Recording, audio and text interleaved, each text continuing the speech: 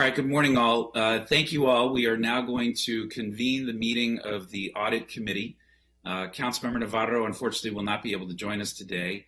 I will be chairing the first part of this meeting, and we'll see how long it goes, but I have to leave at 10:30. If it goes beyond that, I'm going to humbly request that Council Vice President Glass take us home from there. But thank you so much for joining us today. And why don't we go ahead and get started? Ms. Lamarzi, thank you for your continued leadership and dedication. And thank you, Blaise, for putting together today's packet. Blaise, I'll turn it over to you to give us an overview, and then we'll go from there. Okay, good morning. For today, we're just going to have two updates. We're going to have updates from our Inspector General, Megan Lamarzi, and then it's going to be followed by our Office of Internal Audits Manager, Bill Broglie. So I'm just going to turn it over to Megan, and she's going to present. Thank you. Good morning, council members. It's nice to see all of you. We have accomplished a great deal in the Inspector General's office over the second half of the fiscal year. We continue to focus on our overarching goal, which is to add value to the county. And we strive to do that by providing oversight so we can increase the transparency and accountability in county government, identify ways to boost the efficiencies and the effectiveness of publicly funded programs and initiatives, and by responding to the individuals who call our hotline, residents, employees, other interested individuals who suspect that there is fraud, waste, or abuse in county government, and we strive to be as responsive to them as we possibly can. As of just last week, we've received 226 complaints on the hotline this fiscal year. We issued our 4-year work plan in the very late fall. Since that time, 72% of the announced engagements for FY22 and 23 have either been completed or initiated at this point. We currently have 3 open engagements, a follow-up review in ABS. That's a follow-up to previous audit findings and deficiencies from both our office and from Mr. Broglie's office. We also have 2 audits open under 1119. So that is at the Department of Environmental Protection, and we just opened an audit at OMB because, again, we're required to go through under the statute to all the principal offices. So we are continuing to work through that and balance our resources and the departments that we're able to get to at this point. Other work that we're currently engaged in, of course, we have a number of investigations open, and we are in planning and scoping phases for new engagements that are on our work plan.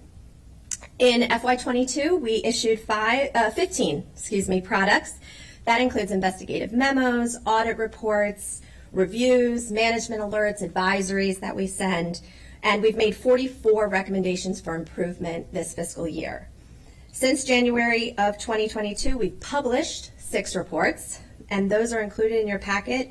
That is a review at Office of Consumer Protection of the new home builder and home seller program, an investigation into allegations of abuse of COVID overtime for COVID testing at Fire and Rescue, a performance audit at the Montgomery County Public Libraries, an inspection of light fleet at DGS and driver suitability for county employees who drive county vehicles, a review of the Recreation Department's criminal background checks and the process that they undertake for part-time seasonal employees. And then lastly, our most recent publication and investigation at MCPS of the retention of insurance premiums for certain employees. We've also provided investigative assistance to the Ethics Commission, and that work resulted in cure agreements between the Commission and 2 different targeted suspects. In addition to our engagements, we have a number of special projects that I've undertaken at this point. We have an internship program that opened this summer, which I told you last year when I was reappointed was one of my goals. We are also developing new outreach materials and drafting our racial equity and social justice action plan as required under the bill. And lastly, we're preparing for our peer review, which is undertaken every 3 years. It's part of our accreditation to ensure that we are following our professional standards that are required for the work that we do. And so we are up for review, and they'll be here this winter. So overall, really, the work that we are doing and the areas that we are focused in is just as diverse and unique and varied and complex as county government itself and the programs that are here. Each project is informed by a great deal of analysis, information gathering, interviews, and of course, all of those individuals who come forward and bring information to us through our hotline, and I continue to be very grateful for that. I am grateful also to this committee, of course. I appreciate your support, and I'm happy to answer any other questions that you have. Thank you so much. I don't see any questions from colleagues. Ms. Lamarzi, I guess just, we are in the midst of some challenging times on the national level, and helping to ensure that we have accountability here at the local level has never been more important than now. I guess if you can just broadly discuss, and there will likely be some significant transitions going into our next government. The next council will have at least 5 new members, there's always a transition period. Can you talk a little bit about your plans on helping to ensure continuity of service, and whether or not you need any additional support or assistance to be able to carry out your work? Thank you, Mr. President. The council has been gracious to approve the 3 positions in the FY23 budget that the county executive recommended, so we're going to continue to recruit for those. I will say right now, when I came into this position in 2019, the General Assembly had not yet approved that our office would have oversight ability over MCPS. That came into fruition during the session right before they broke for COVID in 2020, and I really have been waiting to see how that would affect our operations. That's the area I'm most focused in right now, is to understand how we best can attend to the issues there. As half of the county's operating budget, I may come back to you and tell you that the resources we may need other additional resources to address that area, but I think it's important, as I've said before, to bring you the data to support those kinds of requests. So I'm still working on that. In terms of continuity of government, I was here for the last transition in changes of leadership that occurred, and I do intend to meet with and give assistance. We have some overarching projects that we're working on so that we can show trends in county government to help set a baseline and give some good information. And I hope to be able to present that early in the fall so that that's available to everyone here and anyone who's coming in the future.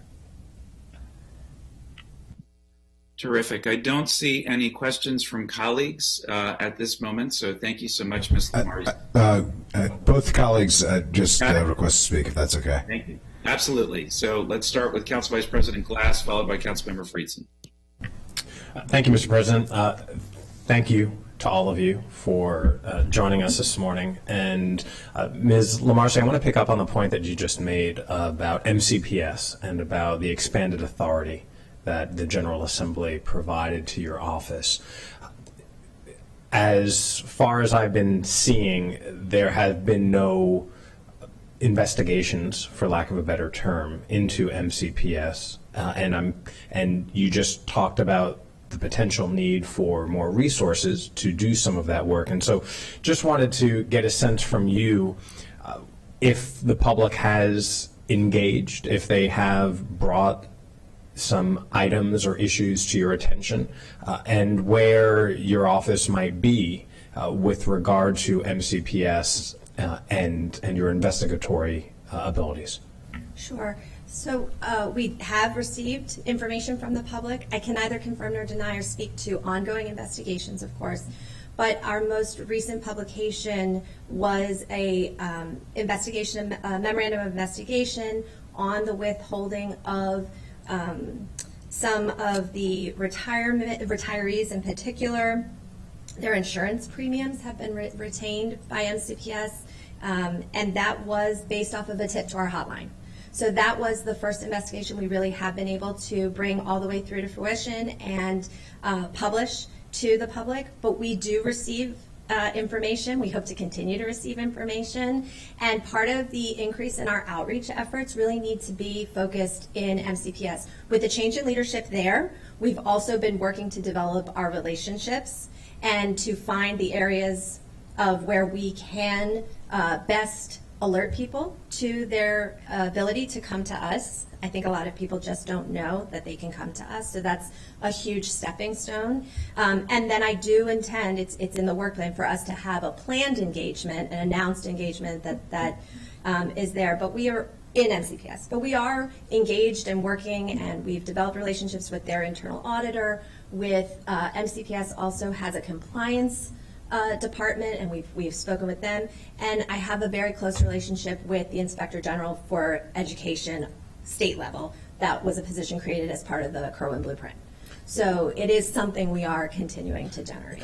And forgive me, clearly, short-term memory or early, I've only had 2 cups of coffee this morning, but that was the most recent report that you put out. So there we go. I appreciate you elevating it and reminding us of that important work. And last, I'll say you just hit on it.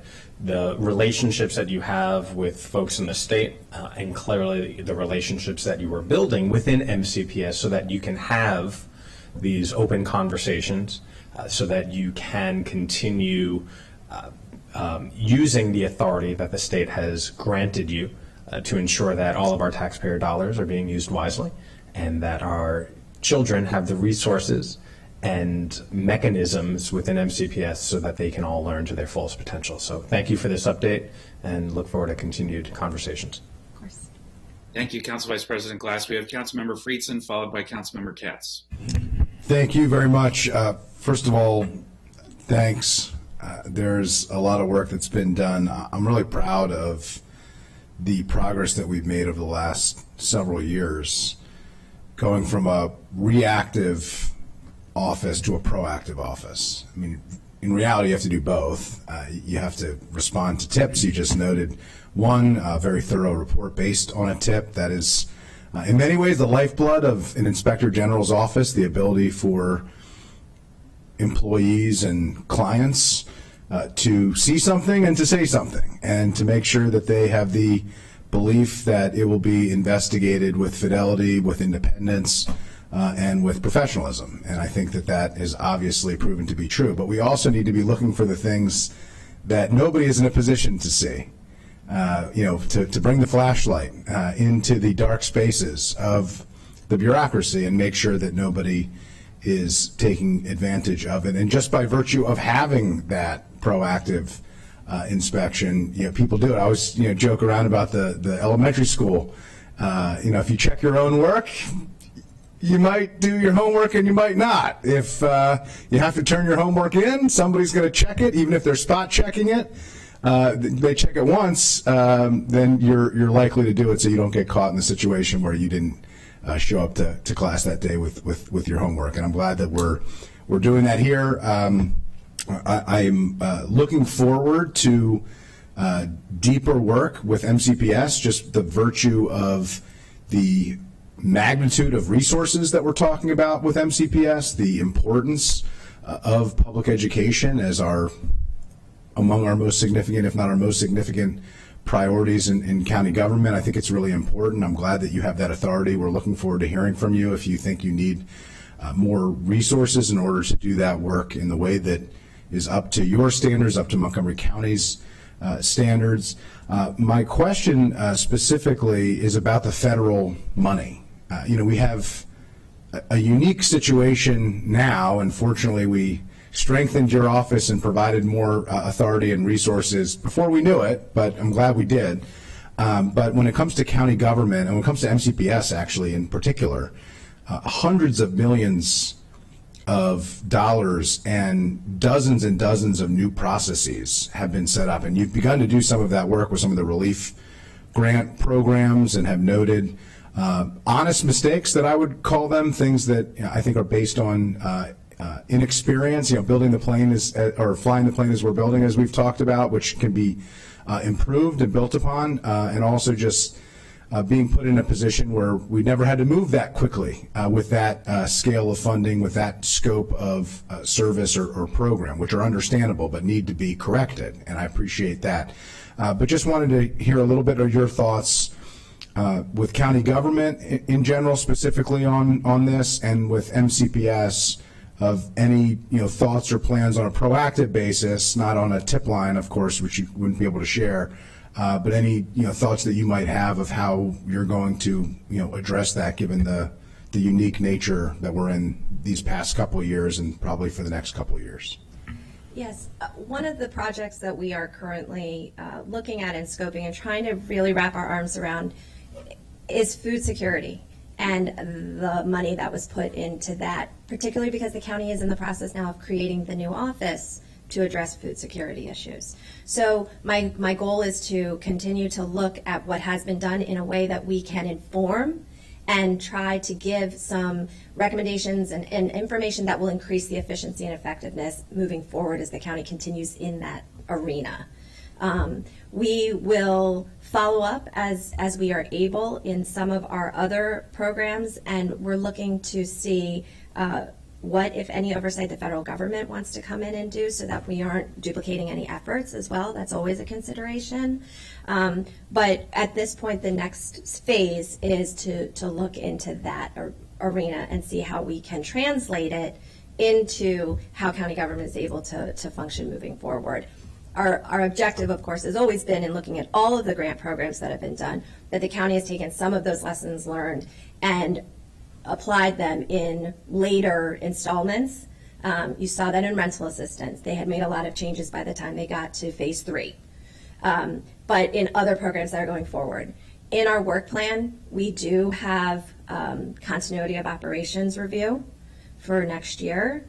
And we have emergency procurements on our work plan as areas to go. And I think that those will dovetail with the pandemic relief as well.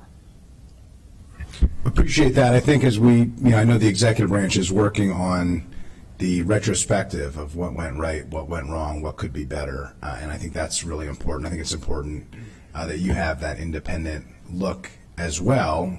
We may not have the same crisis, but we are going to face another crisis in this county, and learning from what went well and what didn't go as well and what needs to be better, I think will help us moving forward, and I think you're going to be a big part of that. So thanks so much. Really appreciate all of your efforts, and I appreciate that you have really provided the committee with the follow-through for what we were hoping when we initiated all the work to really strengthen our oversight and your office. So thank you so much. Thank you for that, Councilmember Friedson. Councilmember Katz. Thank you, Mr. President, and thank you, Ms. Lamarzi. I apologize for being a little late here. I couldn't get a link, so or if I had the link, I couldn't find the link. So anyhow, so if you've already answered this question, please just say you've already answered it. You don't need to answer it again, and I'll go back and look at the video. But as an example for MCPS, but also for any county agency or that we have, how does a person actually file a complaint? How does that happen? Is there a link on our websites to say, this is what you do, and does MCPS also have that link? Excellent question. Thank you, Mr. Katz. We have a website. We have an online form. It is in both English and Spanish. And then obviously through Google Translate, it could get into anything else we really needed to, but we specifically have it in both of those languages. Someone answers our phone every single day, all day long. We also have an email. Our information is on the front page of the council's homepage. Our information is on the front page of the county under departments. We are one of the listed departments, so people can find us. At MCPS, their internal auditor has a link to their hotline. But that is one place, again, where outreach is one of my focuses for FY23, and getting our information to MCPS is part of that outreach plan. Can someone go to the link on the county webpage and file an MCPS concern? Absolutely. Okay, so they don't have to go through. Correct. No, any county-funded program, HOC, the college, MCPS, all of our departments, I say if anyone even has a doubt, they should come to us, and we will help them find the right place if it is not us. Sometimes it is a federal agency or a state agency. Sometimes it is us. So we really work hard. We always make sure that and really take seriously that we are responsive to anyone who takes the time to come forward. Thank you, Ms. Lamarzi. Candidly, you are doing an excellent job, and we are all most appreciative. And with that, Mr. President, I will turn it back to you. Thank you, and I totally concur. Mr. Burgley, thank you so much for joining us today. I'll turn it over to you now to make your presentation. Thank you, Mr. President and council members, for the opportunity to give you an update today. The work of internal audit tends to be primarily focused on executing the areas of review that we identified in each of the fiscal year audit plans. There are things that come up unexpectedly, and I'll speak to one of those in a moment. But if you look at the audits that we've completed and issued reports on this year to date, the three areas of focus were all in information technology. 3 years ago, we pivoted slightly our focus from primarily or exclusively looking at from programs to also having a focus on information technology, given the potential risks that are there. The other reviews that we currently have underway, one of them is completing the triad of reviews that we had started after the procure to pay embezzlement case a number of years ago. The current audit that we're trying to wrap up is focused on vendor administration, which looks at how vendors, how contractors get registered as valid vendors in order to receive payment from county, which was an issue in the embezzlement case. The two cash management reviews, we had started cash management as an area of audit focus. This year, we'll be continuing that into FY23 by looking at specific operations in individual departments where a fair amount of cash is handled, cash, credit cards, etc. And then the final area of review that we have underway presently is actually a follow-up to the review that the Inspector General's office did on fleet management and driver suitability. I think one of the things that we've learned is that the reviews that the Inspector General's office conducts tend to be an opportunity for us to look at, should there be a broader or deeper dive based on what the Inspector General's office found, to look at opportunities for improvement, opportunities for updating, opportunities for more efficient and effective operations. And so I think the review that was done by the Inspector General's office pointed to there's a broader opportunity to piggyback on the review that was completed. We did send on June 1st the audit plan for FY23 to the council. You'll see three areas of focus there. One is we're continuing our focus on information technology, looking specifically at governance and best practices in IT governance, as well as data security issues. We're also continuing to do work on cash management operations in the county by expanding it to three additional departments beyond Department of Transportation and Recreation, which are the current areas of focus. The third area of focus, we had done in 2017 a broad county-wide assessment of the HIPAA program and HIPAA compliance. There have been findings that indicate that we need to take another look at that area, and so we'll actually be starting a series of reviews with the one that we'll do in FY23, focusing on HIPAA, the county's, if you would, readiness and compliance, and areas where there are improvement opportunities available to us or needed. That's all I have for today. Look forward to any questions that you might have.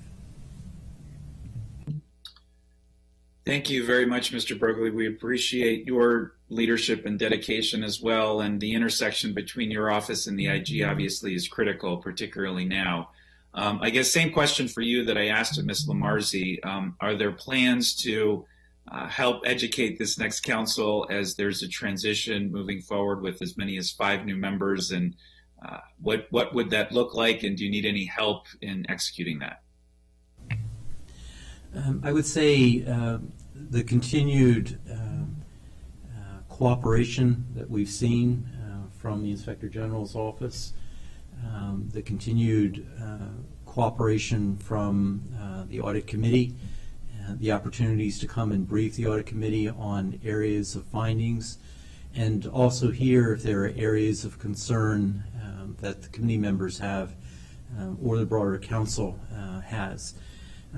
I tend to view the audit plan that we send over for each year as a starting point. It reflects the executive branch's assessment of the areas that we should be focusing our resources on.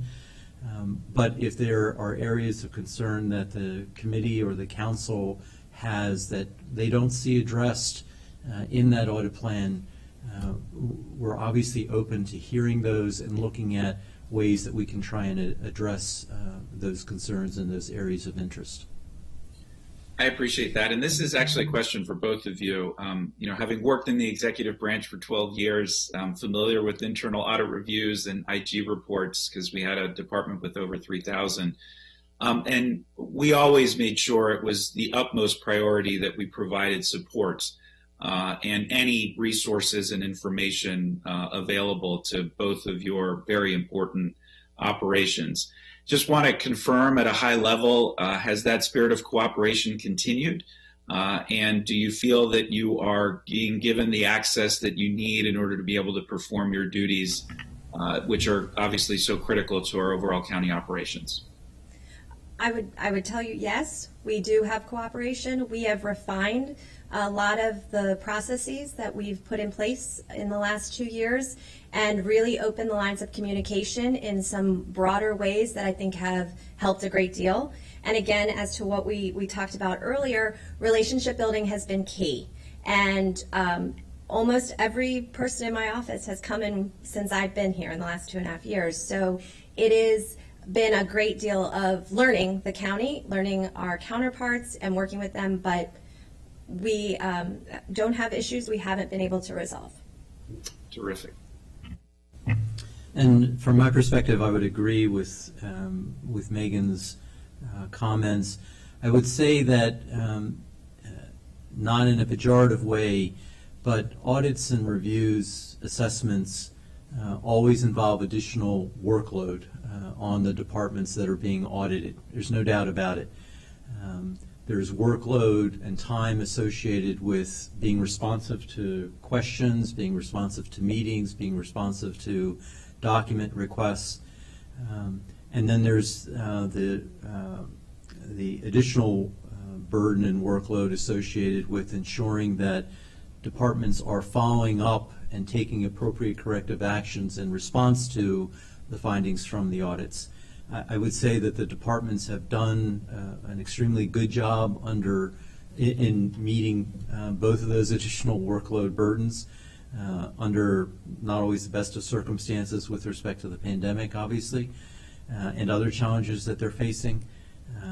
It's why you'll see in the report that we provide, we do a quarterly follow-up with departments on what corrective actions have they implemented. We continue to track recommendations until they are closed effectively by the department.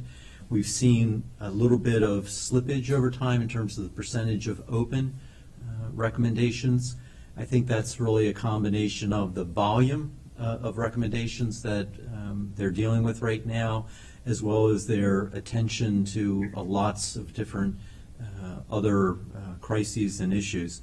I don't sense in any way, shape, or form, however, that there's a reduction in their focus and attention and the seriousness with which they take the audit recommendation and findings. I appreciate that. That's good to hear. And I guess final question for me, and then Councilmember Friedson is in the queue. There are so many different forms of communication now in county government. So there's emails, phone calls, there are tweets, there are text messages, there are social media posts that are tough to keep track of and stay on top of. Just from a general technology standpoint, if in aiding you in your investigations of various matters, because of those diverse sets of communication tools that we have at our disposal, do you feel that you have what you need from a technology standpoint to be able to continue to be able to do your work? And is that something that we as a body should be considering moving forward in ensuring that we can maintain transparency and accountability through all those various forms of communication? I think I've obviously watched some of the challenges associated with ensuring timely and effective communication between the two branches of the county. I think we can always do a better job in improving that. For speaking only for internal audit, I feel as though the feedback that I need to get, the reaction that I need from folks is there, and it's not a technology issue from my perspective. It's we all need to be reminded, I think, that in addition to all the other things to do on our to-do list, that ensuring that we're keeping people in the information loop and trying to be as open and as transparent with them and as timely in the communication with them as possible is part of that to-do list. Thank you. Mr. President, just in terms of investigations, I would say we do have what we need at this point. Members of my staff, many are former law enforcement, former inspection or investigators from various federal agencies and such. So we are trained. We continue to train all the time, and part of our job is to monitor what is going on as much as we can. But we've been able to do that because of the staff that I have with me. Terrific. Thank you both. Councilmember Friedson. Well, thank you. You asked a couple of my questions, so I'll be brief here, largely focused on the interface of the offices and collaboration and resources. So appreciate that. I did just want to note, we had a long conversation as we were talking about some of the changes that we have made recently about the interface of these offices and how they work and how they should work and how they could work. And I do think that it's working well here, and this is what was envisioned. You have an internal effort that has its role, which is important, and then you have an external role as well. It's a check and then a verify situation, and there's a level of independence that can't exist internally, nor should it, because it's a different role and a different function. So, having both is really important, and I'm really glad that we have both. I just want to note that it's not that anybody is doing something wrong necessarily. It's that we're checking to make sure that everybody's doing something right and everything right. And when we're not, we're going to fix it. And we're in a position to try to do that, and we're setting up stronger systems as a result. So I appreciate it. I think we're finally moving towards the point of having the type of oversight that is appropriate for a government that is the size that we are, that has the scope and the magnitude that we do here, the $6.3 billion budget, the 10,000 employees. This is not, this isn't local services anymore. This is a sophisticated, multi-billion-dollar enterprise that provides life-saving, life-altering services. And I think we should treat the oversight as seriously as we do the work itself. And I think we're clearly moving in that direction. I just wanted to note that because we did have a lot of those conversations. I know there are a lot of people who are working really hard. We brought on a lot of new people, which has really improved what we've done, and I just wanted to express my appreciation. We didn't do it a moment too soon either, given we didn't know what we now know of what we were heading into. So certainly more work to do. Look forward to future updates and more reports, but boy, am I glad we have made the changes that we have and heading in the direction that we are, and that you all are on the job. So thanks so much. Thank you, everyone. And I'll just end with this note. because this has come up in a couple of meetings that Council Vice President Glass and I have been in recently. Just a sense from the community, especially with the lack of, we have wonderful local media doing the best that they can with the resources that they have. But I've been around long enough. I used to deliver the Gazette when we had the Gazette, when we had the Journal, and when we had a more robust presence from local journalism. And so that is an important check and balance that is not quite what it once was. And so having both of your respective offices in the positions that you are in is even more important now. So we very much value and appreciate and respect your work. And as is always the case, we stand ready to support both of you in anything that you need to be able to do your jobs effectively and efficiently, because it's critical, especially now. People's trust in government is something you can't get back once it's lost. And so we have to make sure we maintain that here at the local level here in Montgomery County. So with that, I don't see any other questions or comments from colleagues. So thank you all very much. And thank you very much to our public information team for accommodating my schedule this morning. Apologies to everyone for not being there in person, but this worked out okay. So with that, we are adjourned. Thanks all very much.